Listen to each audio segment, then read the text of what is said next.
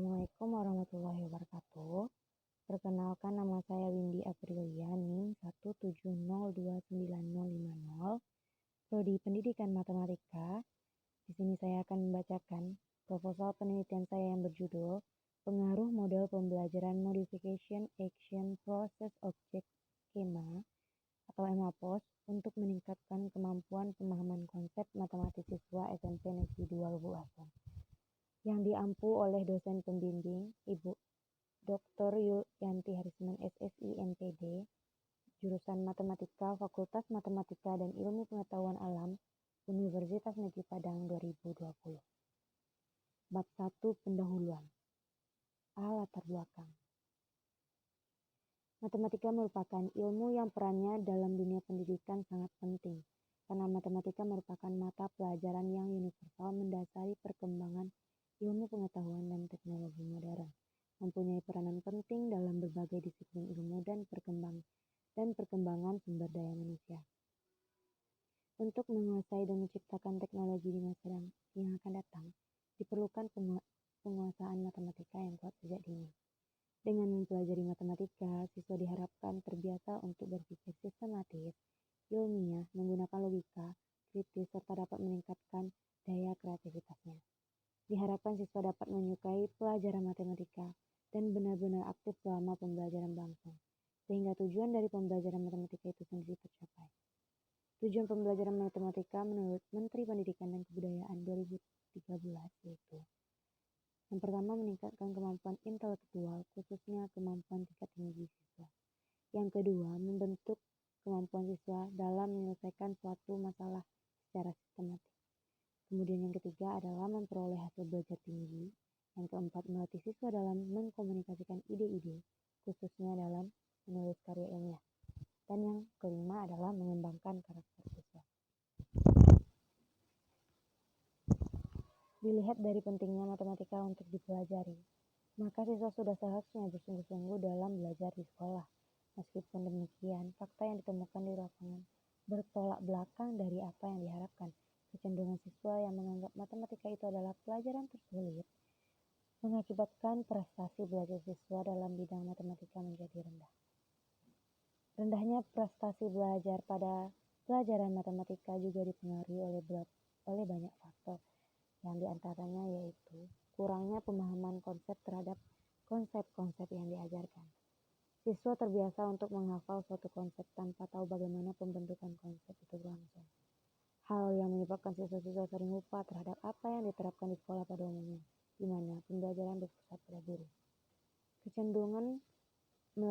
Guru cenderung melakukan pembelajaran dengan model pembelajaran konvensional, seperti menerangkan, memberi contoh soal, dan memberi latihan pada siswanya. Masalah ini pun terjadi pada saat peneliti melakukan observasi dan wawancara di SMP Negeri 2 Lubuason. Siswa kurang memahami konsep sistem persamaan linear dua variabel, yang mengakibatkan kebanyakan dari mereka tidak dapat mengerjakan soal yang berkaitan dengan SPLDC tersebut, sehingga hasilnya pun menjadi rendah. Pemahaman konsep itu sendiri adalah kemampuan siswa dalam menerjemahkan, menafsirkan, dan menyimpulkan suatu konsep matematika berdasarkan pembentukan pengetahuan sendiri, bukan hanya sekadar hafalan. Selain itu, siswa dapat menemukan dan menjelaskan kaitan suatu konsep dengan konsep lainnya. Pemahaman konsep dapat membantu siswa mengingat. Hal tersebut dikarenakan ide-ide matematika yang siswa peroleh dengan memahami saling berkaitan, sehingga siswa lebih mudah untuk mengingat dan menggunakan serta menyusun kembali saat lupa. Berdasarkan observasi yang telah dilakukan, terlihat bahwa pembelajaran banyak didominasi oleh guru. Siswa kurang terlibat aktif dalam mengkonstruksi suatu konsep. Kecenderungan siswa hanya menerima apa yang dijelaskan guru. Model pembelajaran yang biasa diterapkan guru adalah pembelajaran langsung atau contextual learning. Pembelajaran itu dimulai, guru bertanya tentang apa yang mereka amati, dan sebagian besar siswa cenderung diam pada saat guru menjelaskan lebih lanjut tentang apa yang diamati oleh siswa tersebut. Selain itu, ketika ada permasalahan di buku, saat ditanya oleh guru apakah paham tentang permasalahan tersebut, sebagian besar siswa menjawab tidak, sehingga guru menjelaskan permasalahan tersebut kemudian. Siswa diberikan contoh soal dan guru membimbing siswa untuk mengerjakan contoh soal tersebut. Setelah itu, siswa disuruh mengerjakan latihan soal, dan dikumpul kemudian diperiksa oleh guru. Masalah rendahnya pemahaman konsep matematis siswa perlu diatasi agar tercapainya tujuan pembelajaran. Oleh karena itu, perlu dikembangkan strategi yang tepat untuk tujuan pembelajaran matematika di sekolah. Solusi yang dilakukan adalah dengan menerapkan model pembelajaran Modification Action Process Object Schema atau MAPOS, di mana model pembelajaran MAPOS ini dipilih karena dalam proses pembelajaran para siswa sudah terbiasa belajar dalam kelompok maupun belajar secara individual di kelas. Teori APOS atau Action Process Object dan Skema berfokus pada model tentang apa yang mungkin terjadi dalam pikiran seseorang pada saat dia mencoba untuk mempelajari konsep matematika, dan menggunakan model ini untuk merancang materi pembelajaran atau mengevaluasi keberhasilan dan kegagalan siswa dalam menangani situasi masalah matematika. MAPOS merupakan model pembelajaran yang memanfaatkan lembar kerja tugas sebagai panduan aktivitas siswa dalam kerangka model pembelajaran APOS. Pembelajaran dengan model APOS ini dilaksanakan dengan menggunakan siklus ADL, aktivitas, diskusi kelas, dan latihan soal. Pada fase aktivitas, siswa ditugaskan untuk memahami lembar kerja tugas sebelum kegiatan pembelajaran dilakukan. Tujuan dari aktivitas ini adalah agar siswa mendapatkan pengalaman untuk menemukan sesuatu.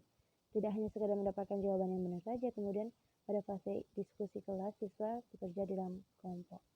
Keuntungan yang diharapkan pada diskusi kelas adalah terjadinya komunikasi antar siswa dengan bertukarnya informasi yang saling melengkapi sehingga siswa mampu dan mempunyai pemahaman yang benar-benar terhadap suatu konsep. Kemudian pada fase latihan soal, siswa diberikan beberapa soal yang memantapkan dan menerapkan konsep-konsep yang telah dikonstruksi. Dengan demikian, diharapkan dengan model pembelajaran MAPOS dapat meningkatkan kemampuan komunikasi matematis siswa. Maka dari itu, peneliti tertarik untuk melakukan penelitian yang berjudul Pengaruh Model Pembelajaran Modification Action Process Object Schema atau MAPOS untuk meningkatkan kemampuan pemahaman konsep matematis siswa. Selanjutnya B. Identifikasi masalah. Berdasarkan latar belakang yang telah diuraikan di atas, dapat diidentifikasi beberapa permasalahan berikut. Yang pertama, hasil belajar matematika siswa yang rendah karena hasil belajar matematika siswa yang rendah karena siswa kurang mampu memahami konsep dalam matematika. Kemudian pembelajaran matematika yang masih berpusat pada guru, rendahnya pemahaman konsep matematika pada siswa, kurangnya model pembelajaran yang digunakan oleh guru. Selanjutnya, pembatasan masalah. Agar peneliti terarah dan terbimbing dan tidak menyimpang dari masalah yang dibahas, maka peneliti memberikan batasan sebagai berikut. Yang pertama, pembelajaran matematika yang akan diterapkan adalah dengan model pembelajaran MAPOS, di mana model pembelajaran MAPOS ini yang telah modifikasi dilakukan pada fase aktivitas yang awalnya kegiatan pembelajaran itu berada di laboratorium pada model APOS, kemudian diganti dengan tugas yang diberikan sebelum pembelajaran pelaksanaan, yang aktivitas tersebut dipandu melalui lembar kerja tugas. Pemahaman konsep yang dimaksud adalah kemampuan siswa kelas peneliti untuk menyajikan konsep dalam berbagai bentuk representasi, menggunakan dan memanfaatkan serta memilih prosedur atau operasi tertentu, dan mengaplikasikan konsep atau logaritma dalam pemecahan masalah. Penelitian ini dilakukan pada siswa SMP kelas 8 pada materi sistem persamaan linear dua variabel. Kemudian, rumusan masalah. Berdasarkan latar belakang yang telah dijelaskan sebelumnya, maka permasalahan yang akan diungkapkan dalam penelitian ini adalah bagaimana kemampuan pemahaman konsep matematika siswa yang diajarkan menggunakan model pembelajaran MAPOS. Yang kedua, bagaimana kemampuan pemahaman konsep matematika siswa yang diajar dengan menggunakan model pembelajaran konvensional. Selanjutnya, apakah model pembelajaran MAPOS dapat meningkatkan kemampuan pemahaman konsep matematik siswa? Selanjutnya adalah tujuan penelitian. Berdasarkan rumusan masalah, maka tujuan penelitian ini adalah untuk mengetahui bagaimana kemampuan pemahaman konsep matematik siswa yang diajarkan menggunakan model pembelajaran MAPOS. Bagaimana kemampuan pemahaman konsep matematik siswa yang diajarkan dengan model pembelajaran konvensional, dan apakah model pembelajaran MAPOS dapat meningkatkan kemampuan pemahaman konsep matematik siswa. Selanjutnya adalah manfaat penelitian. Dalam penelitian ini, penulis berharap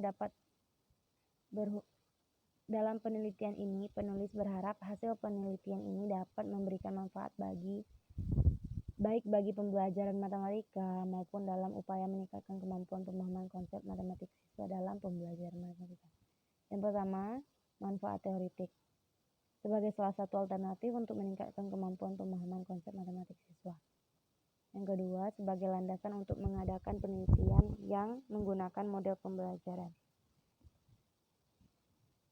Kedua, manfaat praktisnya adalah bagi penulis sendiri dapat memperoleh pengalaman langsung dalam menerapkan model pembelajaran ini dalam pembelajaran matematika serta dapat memenuhi tugas akhir dari perkuliahan. Bagi guru, hasil penelitian ini dapat dijadikan sebagai bahan masukan untuk meningkatkan kemampuan pemahaman konsep matematik siswa. Bagi siswa, pembelajaran dengan model ini dapat meningkatkan pemahaman konsep matematika serta dapat meningkatkan hasil belajar siswa. Kemudian, bagi peneliti selanjutnya, hasil penelitian ini dapat dijadikan sebagai salah satu sumber informasi dan bahan rujukan untuk mengadakan penelitian yang lebih lanjut. Selanjutnya, bab 2. Kerangka teoritis. Kajian teori. Yang pertama, pemahaman konsep matematika. Menurut Kamus KBBI, pemahaman adalah perihal mengenai pemahaman atau mengerti. Seseorang dikatakan paham terhadap sesuatu jika orang tersebut mengerti benar sesuatu itu. Dalam arti, seseorang itu mampu menjelaskan konsep tersebut kepada orang lain. Istilah pemahaman matematika itu diterjemahkan dari istilah mathematical understanding, memiliki tingkat kedalaman tuntutan kognitif yang berbeda. Misalnya, seorang pakar matematika memahami suatu teorema matematika, maka ia mengetahui secara mendalam tentang teorema yang bersangkutan. Dikutip dari Utari, kemudian kutipan dari Utari Sumarmo 2013 halaman 409. Selain ia menguasai aspek-aspek deduktif dan pembuktian teorema itu, ia juga paham akan contoh aplikasi dan akibat dari teorema itu sendiri, serta memahami hubungan dengan teorema lainnya. Kondisi pemahaman tersebut tidak dapat disamakan dengan pemahaman yang dimiliki oleh siswa. Oleh karena itu, pemahaman memiliki beberapa jenis. Menurut Polya dalam Lia Kurniawati, pemahaman dibedakan menjadi 4. Yang pertama, pemahaman induktif. Kedua, pemahaman rasional. Maksudnya dibedakan menjadi 3. Yang pertama, pemahaman induktif, pemahaman rasional, dan pemahaman intuitif. Berbeda dengan Polya, Polastek menggunakan pemahaman dalam 2 jenis. Yang pertama, pemahaman komputasional, dan yang kedua adalah pemahaman fungsional. Serupa dengan Polastek, Kim juga menggolongkan pemahaman menjadi 2 jenis. Yang pertama, pemahaman instrumental dan pemahaman relasional.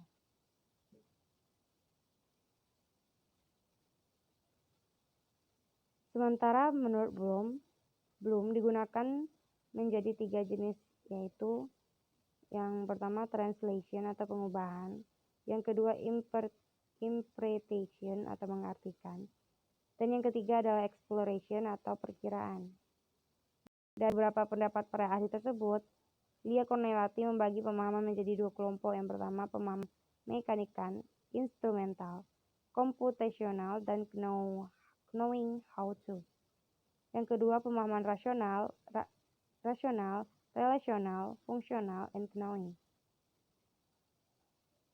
Berdasarkan uraian di atas, maka dapat disimpulkan bahwa pemahaman adalah jenis kemampuan yang mengharapkan seseorang mampu memahami arti konsep serta fakta yang diketahui.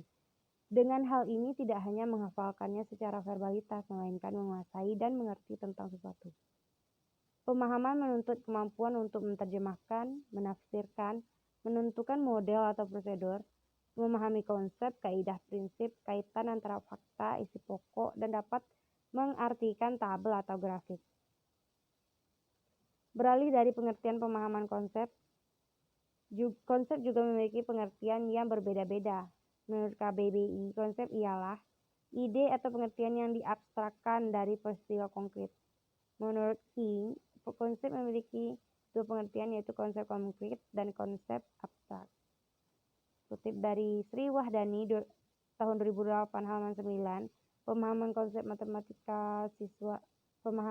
matematika merupakan salah satu tujuan mata pembelajaran matematika di sekolah, yaitu agar siswa dapat memahami konsep matematika, menjelaskan keterkaitan antar konsep, dan mengaplikasikan konsep atau algoritma secara luas, akurat, efisien, dan tepat dalam pemecahan masalah. Nah, ini tabel 1, rubrik dan skoran tes pemahaman konsep matematika. Rekan-rekan bisa lihat.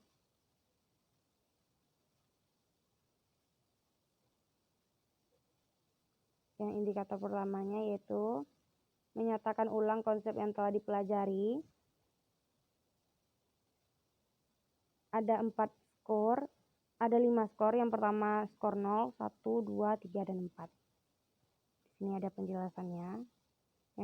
Kemudian indikator kedua adalah mengklasifikasikan objek-objek berdasarkan dipenuhi tidaknya persyaratan yang membentuk konsep tersebut.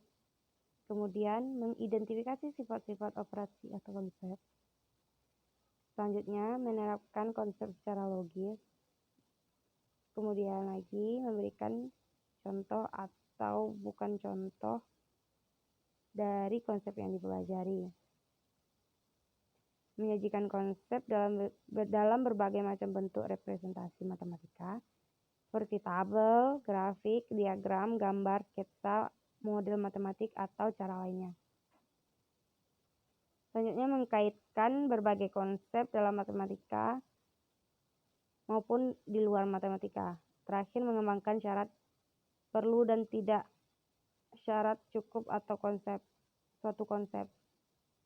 Maksudnya mengembangkan syarat perlu atau tidaknya, syarat cukup atau dalam suatu konsep. Dikutip sumbernya dari Modifikasi Irianti 2004 halaman 13. Pembelajaran matematika. Pembelajaran berasal dari kata belajar, yang merupakan kegiatan pokok yang terjadi dalam setiap pendidikan. Hal ini diperjelas oleh pendapat Hamalik 2001 halaman 27. Belajar merupakan suatu proses, suatu kegiatan, dan bukan suatu hasil atau tujuan. Belajar bukan hanya mengingat, akan tetapi lebih luasnya yaitu mengalami. Oleh sebab itu, ketercapaian tujuan pendidikan, khususnya ketercapaian pembelajaran matematika, bergantung pada bagaimana proses belajar yang dialami siswa tersebut berlangsung. Pembelajaran pada hakikatnya adalah suatu proses interaksi yang secara berkesinambungan dalam rangka perubahan tingkat kognisi, afeksi, dan psikomotor siswa ke arah yang lebih baik. Hal ini juga diperkuat oleh Sajjana, menyatakan bahwa belajar merupakan proses melihat, mengamati, dan memahami sesuatu. Dalam hal ini, belajar merupakan suatu kegiatan yang dapat merangsang siswa dalam mengkonstruksi pengetahuan baru dan mengaitkan pengalaman atau informasi yang ada dengan pengetahuan yang telah dimiliki. Di samping itu, pembelajaran merupakan proses komunikatif interaktif antara sumber belajar, guru, dan siswa, yaitu saling bertukar informasi. Sejalan dengan pernyataan tersebut, menurut Suherman 2003 halaman 8 mengemukakan bahwa pembelajaran adalah proses komunikasi fungsional antara siswa dan guru, dan siswa dengan siswa, dalam rangka perubahan sikap dan pola pikir yang akan menjadi kebiasaan bagi siswa yang bersangkutan. Matematika adalah bahasa yang melambangkan serangkaian makna dari pernyataan yang ingin disampaikan. Simbol matematika baru memiliki arti setelah sebuah makna diberikan kepadanya. Tanpa itu, maka matematika hanya merupakan kumpulan simbol dan rumus yang kering atau makna. Matematika memiliki peran sebagai bahasa simbolik yang memungkinkan terwujudnya komunikasi yang cermat dan tepat. Sehubungan dengan pembelajaran matematika, menurut Sherman, tahun 2003 halaman 300 menyatakan bahwa prinsip pembelajaran matematika tidak hanya sekedar learning to know, melainkan learning to do, learning to be, hingga learning to live together. Selanjutnya menurut Dines, Sherman 2003 halaman 49 menyatakan, pada dasarnya matematika dapat dianggap sebagai studi tentang struktur, memisah-misahkan hubungan di antara struktur dan tiap konsep, dan struktur yang disajikan dalam bentuk konkret akan dapat dipahami dengan baik.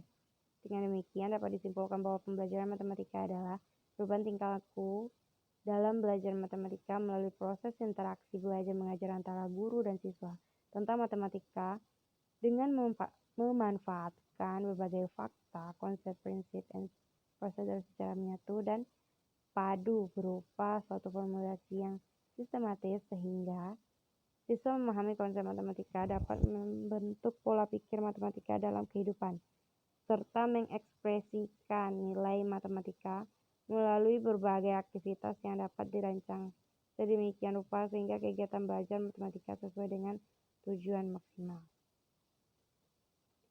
Selanjutnya adalah model pembelajaran EPOS. Yang akan kita bahas pertama adalah teori APOS.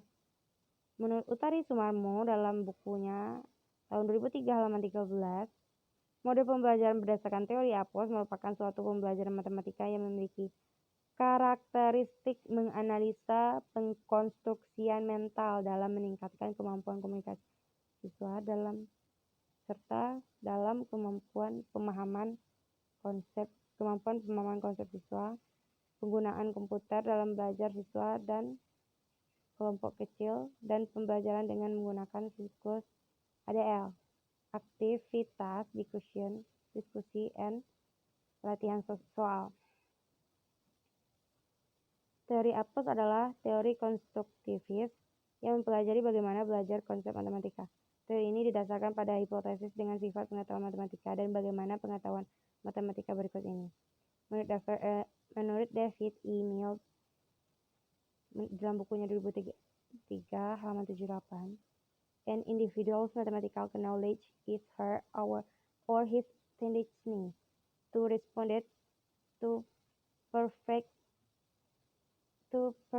perceive mathematical problem solution by reflection on problems and their solution in a social context and by construction or reconstruction mathematical action, process, and objects and organizing these in the schemes to use in the situation.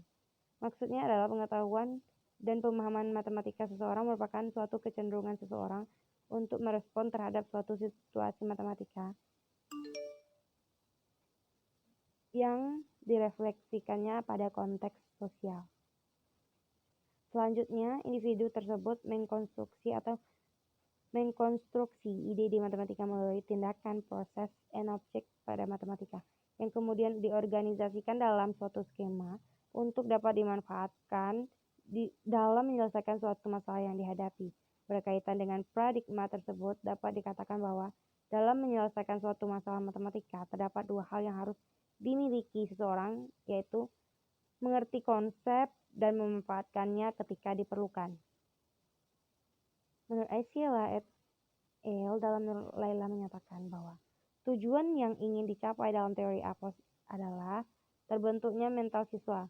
Yang dimaksud konstruksi dalam konteks ini terbentuknya aksi atau action yang direnungkan atau interiorizer menjadi suatu proses, selanjutnya dirangkum atau encapsulated menjadi objek. Objek dapat diurai kembali atau encapsulate menjadi proses. Aksi, proses, dan objek dapat diorganisasi menjadi suatu skema yang selanjutnya disingkat dengan APOS. Nah, Berdasarkan pada pemikiran di atas dalam memahami konsep matematika, maka seseorang perlu memulai dengan melakukan manipulasi konstruksi mental melalui beberapa aksi. Aksi tersebut selanjutnya direnungkan atau direfleksikan menjadi proses, kemudian dikristalkan untuk menjadi objek. Objek akan diurai kembali menjadi proses apabila diperlukan.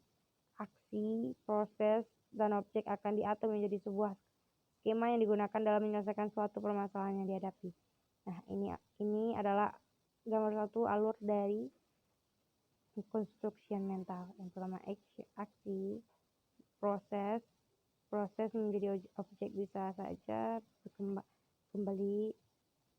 Nah, inilah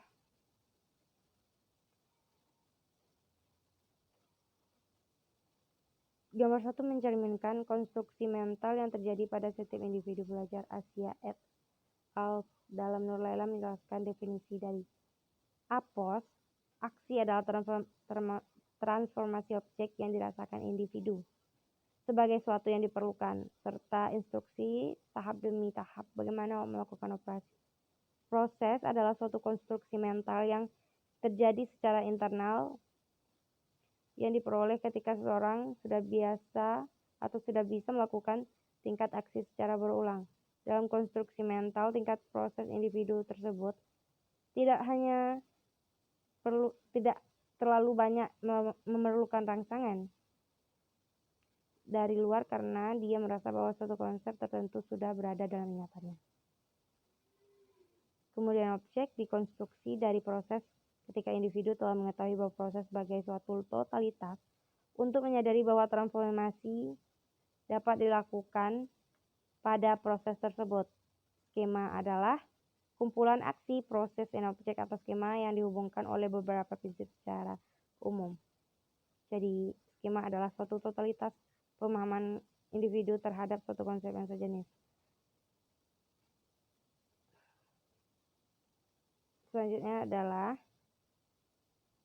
implementasi teori APOS. Yang pertama, menyampaikan kepada siswa materi pembelajaran yang akan belajarkan, menyampaikan tujuan pembelajaran, menekankan manfaat yang diperoleh. Membentuk kelompok kecil yang terdiri dari 3 orang atau 3 anggota. Membagikan LKPD atau LKT sesuai dengan materi yang diajarkan per kelompok. Melaksanakan pembelajaran melalui teori APOS dengan pendekatan siklus I atau ADL. Mengamati dan mencatat dengan skema, kemudian menulis hasilnya pada lembar observasi atau catatan lapangan selama pembelajaran berlangsung. Yang kemudian melakukan pencatatan terhadap hal-hal yang tidak terangkum dan instrumen penelitian selama pembelajaran berlangsung.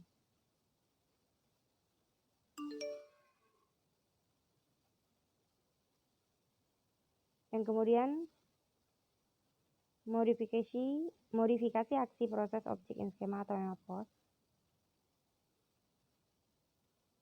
Berdasarkan hasil penelitian yang telah dilakukan dalam pengimplementasian APOS oleh Nur Laila dalam Diana, teridentifikasi beberapa kelemahan dalam pengimplementasian dari strategi pembelajaran APOS. Kelemahannya yaitu pada fase tersebut tidak berjalan sebagaimana mestinya. Kendala itu terutama ketika siswa menyusun suatu konsep pada program komputer. Solusi untuk mengatasi persoalan ini adalah agar tujuan pembelajaran dapat tercapai tanpa menghilangkan aktivitas pendahuluan tersebut dapat dilaksanakan melalui berbagai kegiatan. Menurut Nur Laila, untuk mengatasi persoalan pada penggunaan komputer yang digunakan, maka diperlukan alternatif aktivitas pengganti berupa pendahuluan, pemberian tugas, dan mempelajari materi. Model pembelajaran yang memanfaatkan pemberi tugas yang disusun dalam lembar kerja sebagai panduan aktivitas mahasiswa dalam kerangka model pembelajaran APOS yang disebut model pembelajaran modifikasi APOS.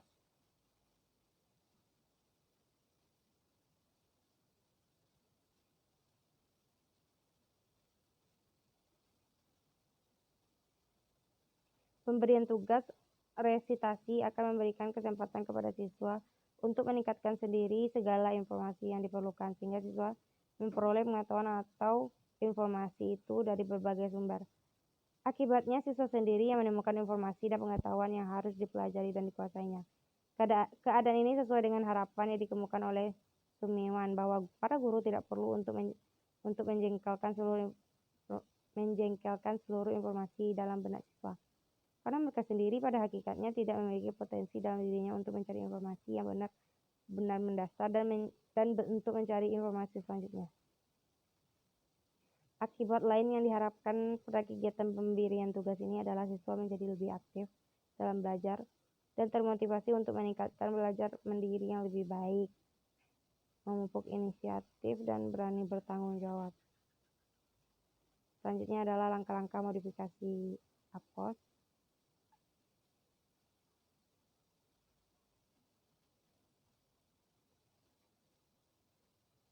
Pada tahap aktivitas pembelajaran yang dilakukan sebelumnya di laboratorium di lab komputer dimodifikasi menjadi pemberian tugas atau LKT. Diskusi pada tahap ini, siswa dikelompokkan menjadi 3 atau 4 orang, kemudian guru memberi lembar kerja diskusi. Aksi pada tahap ini, siswa mengumpulkan informasi yang diperoleh dari LKT, dan informasi pada tahap ini masih bersifat umum atau luas. Proses pada tahapan ini, siswa mengambil kesimpulan atau hasil dari informasi sebelumnya yang masih bersifat umum, sesuai yang diperintahkan pada LKD. Objek dikonstruksi dari proses ketika individu telah mengetahui bahwa transformasi dapat dilakukan pada proses tersebut. Skema adalah kumpulan aksi, proses, dan objek atau skema dihubungkan oleh beberapa prinsip secara umum. Setelah siswa selesai mengerjakan LKD, siswa diberikan kesempatan untuk menyajikan hasil pekerjaannya. Latihan soal setelah diskusi selesai, siswa diberikan latihan soal untuk memantapkan dan menerapkan konsep-konsep yang telah dikonstruksi dalam bentuk penyelesaian soal-soal. Nah, inilah aktivitas bentuk gambar.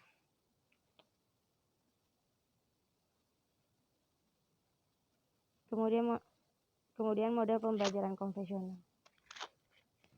Berdasarkan Kamus Besar Bahasa Indonesia, konvensional artinya permufakatan atau kelaziman atau suatu yang menjadi suatu kebiasaan. Jadi, pembelajaran konvensional adalah pembelajaran yang biasa dilakukan oleh guru. Metode yang sering dipakai dalam pembelajaran konvensional adalah metode ekspositori. Menurut Sherman, menyatakan bahwa metode ekspositori sama dengan metode ceramah dalam hal terpusatnya kegiatan pada guru sebagai pemberi informasi bahan ajar. Pada metode ekspositori, dominasi guru sudah banyak berkurang karena tidak terus-menerus bicara.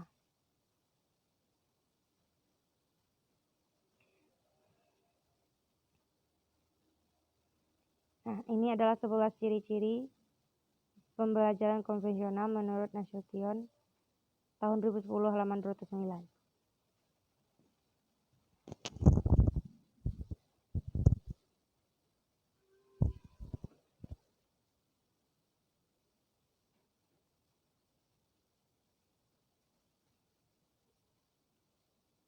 Selanjutnya adalah penelitian yang relevan. Pada peneliti ini, peneliti menggunakan mode pembelajaran modification action, proses, objek, dan skema untuk meningkatkan pemahaman konsep matematika siswa. Hal tersebut merujuk pada peneliti terdahulu oleh peneliti lain, baik bentuk keperluan skripsi, tesis, disertasi, profesi, atau kerja, atau penulisan buku. Yang pertama, penelitian yang dilakukan oleh Ella Nurlaila yang berjudul Penerapan Model MAPOS untuk Meningkatkan Pemahaman Relasional Matematik Siswa di SMA Negeri 15 Bandung kelas 11. Dapat disimpulkan bahwa peningkatan pemahaman relasional siswa yang pembelajarannya dapat menggunakan model MAPOS lebih baik daripada yang mendapatkan pembelajaran secara ekspositori. Begitu juga oleh Mia Ekawati di SMA yang sama yang terjadi. Selanjutnya penelitian dilakukan oleh Oktiana Dwi Putri Herawati yang berjudul Problem Solving terhadap kemampuan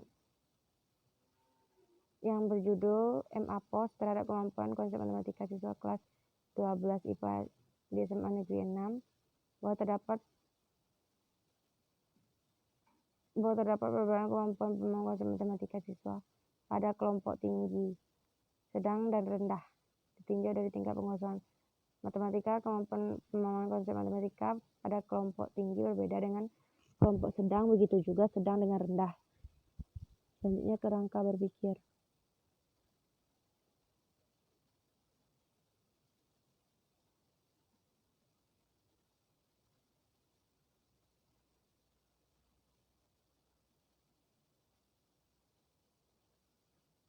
Jadi kemampuan pemahaman konsep adalah salah satu tujuan utama yang terdapat pada standar isi pendidikan matematika untuk semua jenjang pendidikan sekolah. Proses pembelajaran yang baik tidak hanya menempatkan informasi yang diketahui oleh pendidik kepada peserta didik atau transfer of knowledge, tetapi proses pembelajaran yang bisa membuat peserta didik mengkonstruksikan pengetahuannya sendiri dari hasil penemuan. Model pembelajaran MAPOS merupakan suatu model pembelajaran yang membantu siswa untuk mempersiapkan materi yang dipelajari.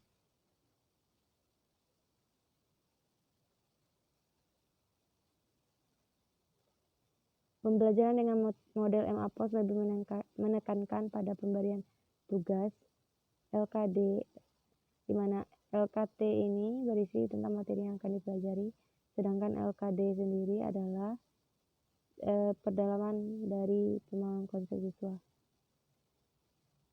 Selanjutnya adalah hipotesis penelitian. Berdasarkan kerangka berpikir di atas, maka hipotesis dalam penelitian ini adalah meningkatkan kemampuan pemahaman konsep matematik siswa yang diajarkan dengan model pembelajaran MAPOS lebih tinggi dibandingkan dengan kemampuan pemahaman konsep matematik siswa menggunakan model konvensional. Bab 3. Metodologi penelitian. Jenis penelitian ini adalah penelitian eksperimen semu atau kuasi eksperimen, di mana kuasi eksperimen merupakan eksperimen yang tidak sejati. Artinya dalam proses penelitian ini tidak bisa melakukan penilaian penuh baik secara fisik maupun prosedur untuk pengecekan penelitian yang dilakukan. Penelitian dilakukan dengan tujuan memperoleh informasi yang merupakan perkiraan bagi informasi yang diperoleh dengan eksperimen yang sebenarnya. Pada penelitian semu, peneliti berada dalam keadaan yang tidak memungkinkan mengontrol variabel-variabel yang diteliti dengan baik serta tidak dapat mengendalikan situasi penelitian dari ancaman-ancaman yang merusak hasil penelitian. Menurut Yusuf tahun 2005-230, penelitian ini melibatkan dua kelas sampel, yaitu kelas eksperimen dan kelas kontrol. Nah, ini adalah rancangan penelitiannya.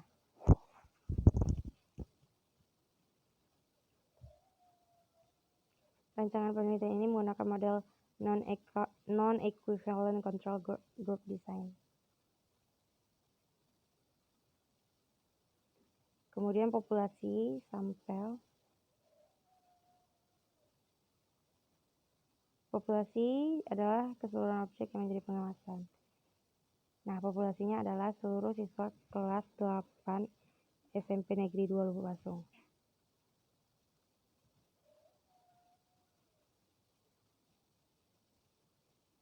Sampel dalam penelitian merupakan bagian dari populasi yang menjadi subjek penelitian yang akan diambil sebagai sumber data.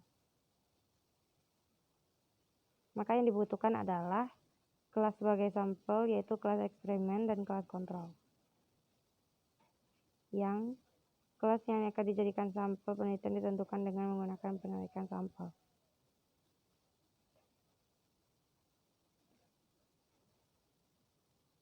Adapun langkah-langkah yang dilakukan dalam pemilihan sampel adalah berikut. Melakukan melakukan uji kesamaan rata-rata.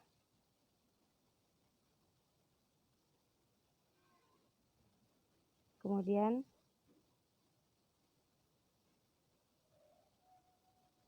uji kesamaan rata-rata bertujuan untuk mengetahui apakah populasi memiliki kesamaan rata-rata atau tidak.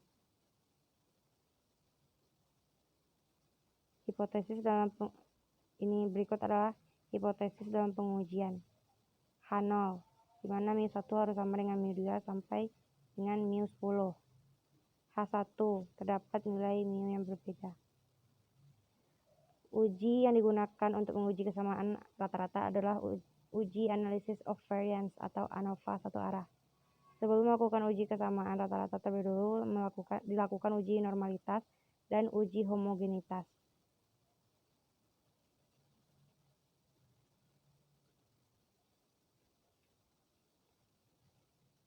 Pada uji homogenitas ini ada yang dinamakan dengan uji homogenitas variansi.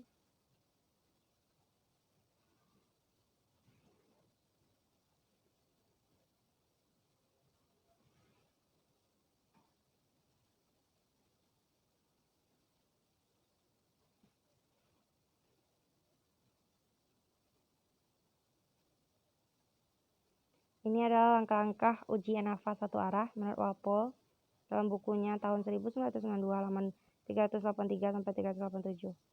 Yang pertama, membuat tabel pengamatan terhadap data. Nah, inilah data yang akan kita sajikan. Yang kedua, menghitung jumlah kuadrat. Yang ketiga, membuat tabel analisis variansi bagi klasifikasi satu arah. Kemudian statistik F dihitung dengan rumus F sama dengan S1 kuadrat per S2 kuadrat. Kemudian interpretasikan hasil analisis.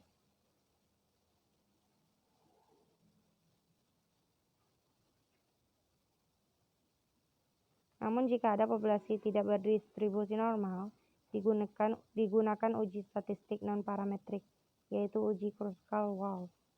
Jika non-parametrik ini merupakan alternatif jika tidak ingin menghindari asumsi bahwa penarikan sampel diambil dari populasi normal. Hipotesis dalam uji Kruskal-Walsh ini adalah H0 dan H1.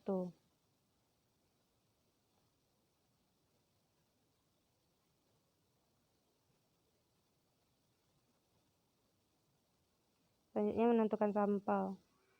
Jika hasil yang diperoleh populasi memiliki kesamaan rata-rata, maka dilakukan pengambilan sampel dengan simple random sampling, yaitu pengambilan secara acak dengan cara dilot atau diundi.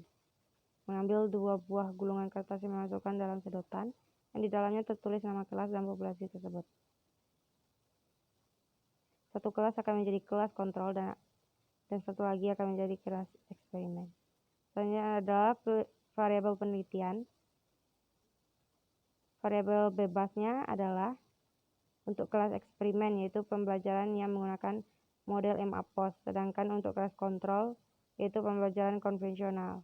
Variabel terikat pada kelas eksperimen adalah pemahaman konsep matematis siswa peserta didik kelas 8 SMP Negeri 2 Lubasong. Jenis sumber data yang pertama jenis data. Yang pertama data primer, yang kedua data sekunder. Selanjutnya sumber data primer dan sumber data sekunder.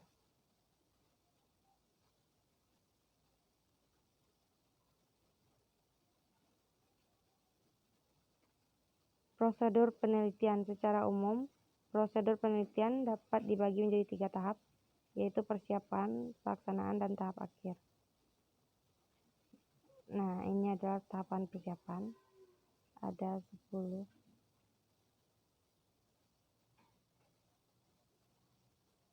Kemudian tahapan pelaksanaan.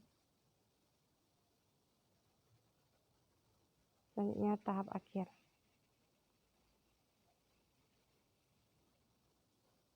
Instrumen penelitian.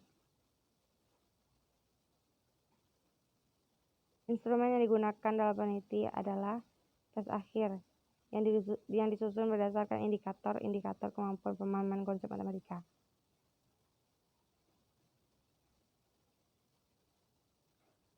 Untuk mendapatkan tes yang baik, dilaksanakan langkah-langkah berikut. Ada 6 langkah.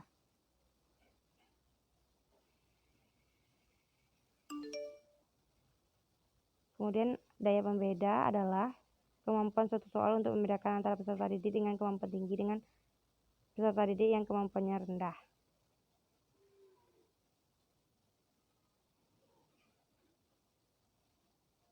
Ini adalah mencari indeks pembeda dengan rumus yang dinyatakan oleh Prawironegoro. Selanjutnya adalah indeks kesukaran soal adalah besaran yang digunakan untuk menyatakan apakah soal tersebut ke dalam kategori mudah, sedang, atau sukar. Selanjutnya klasifikasi soal. Berdasarkan hasil perhitungan daya pembeda dan indeks kesukaran soal, uji coba dapat dilakukan atau dapat ditentukan soal mana yang akan dipakai, diperbaiki atau dibuang. Kemudian reliabilitas soal dilakukan untuk mendapatkan tingkat ketepatan atau keajengan atau konsistensi tes yang digunakan. Maksudnya tes tersebut dapat dipercaya dan mendapatkan hasil yang konsisten atau tidak. Untuk menentukan reliabilitas tes digunakan rumus berikut.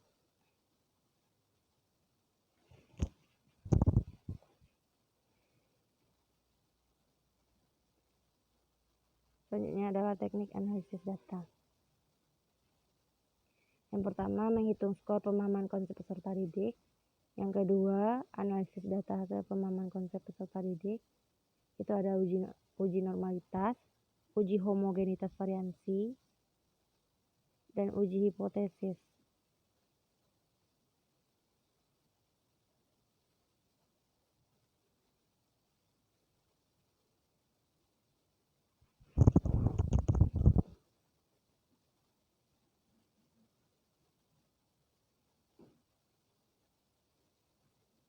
Nah, pada uji hipotesis ini bertujuan untuk mengetahui apakah hipotesis penelitian diterima atau ditolak. Setelah melakukan uji normalitas dan homogenitas, diperoleh kemungkinan sebagai berikut. Yang pertama, data distribusi normal dan homogen atau uji T.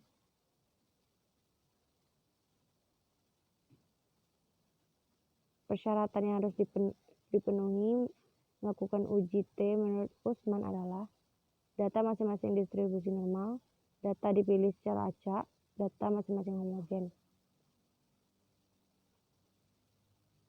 Ini adalah rumus dari uji T. Yang kedua adalah data berdistribusi normal dan tidak homogen atau uji T-aksen.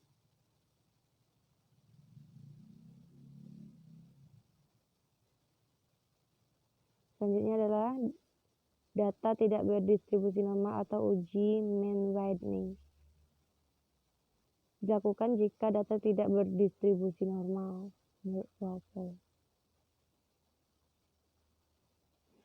Kriteria pengujian H0 ditolak jika harga observasi umum mempunyai kemungkinan yang sama besar, kurang pada taraf nyata A.